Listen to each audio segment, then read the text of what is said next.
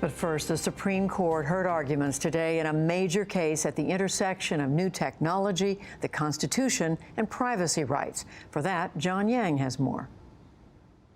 Judy, the case centers around something most of us probably have within arm's reach right now, a smartphone. And it has the potential to transform privacy law in the digital age. We're joined by Marcia Coyle, the chief Washington correspondent for the National Law Journal.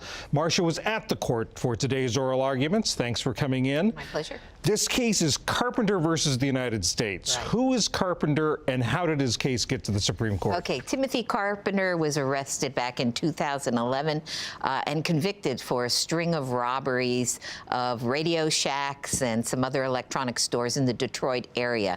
At trial, the government, the prosecution, introduced what is called cell phone site location data that it had received from Carpenter's cell phone companies.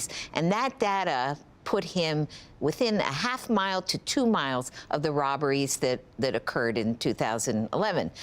He argued that this violated his Fourth Amendment rights because the government got that data from the cell phone companies without a warrant. They did have an order to get it under a separate federal law known as the Stored Communications Act. But he said and argued to the Supreme Court today that the Fourth Amendment required a warrant to get the info. And under that other law, that's a different standard than a search warrant. It's a much lesser standard for the government to prove that it needs the information. This is all new technology.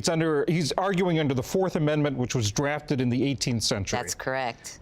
And what they said that there was a pretty lively arguments today. There were a lot of questions, good hypotheticals. The justices were very engaged and even gave the lawyers an extra total of 20 minutes for the usually hour-long argument. First of all, there's a question of this information. How sensitive is it really? Justice Kennedy, for example, said it doesn't seem as though it's as sensitive as bank records, and the court 40 years ago said the government could get bank records without a search warrant because, and this is the government's whole argument here, when you give information to a third party, you lose your expectation of privacy. And the government's arguing that's what happens here. You use your cell phone, it pings the cell tower, the cell company makes a record. That's the third party. You have no expectation of privacy. Could you get any sense of where the justices were heading? There was a lot of sympathy, I think, for the privacy argument here. Justice Sotomayor said most Americans want to avoid Big Brother, and that includes the government being able to track your location 24/7. And there were other concerns, but I think what is really the challenge for the court here is where do you draw the line with this new technology? Carpenter's lawyer said that as technology evolves, the court will be able to find discrete categories to protect under the Fourth Amendment, like smart watches, which may contain body physical information. So it's the drawing the line. I sense that Carpenter could win this case, but how will the court draw the line? That's the real challenge here. And this is could have big impact beyond this one case. Oh, absolutely. In fact, that's always, I think, uppermost on the court's mind. It doesn't just rule for the case in front of it, it's looking down the road. Justice Breyer, I think, spoke broadly to that when he said, where are we going? This is an open box. We know not where we go.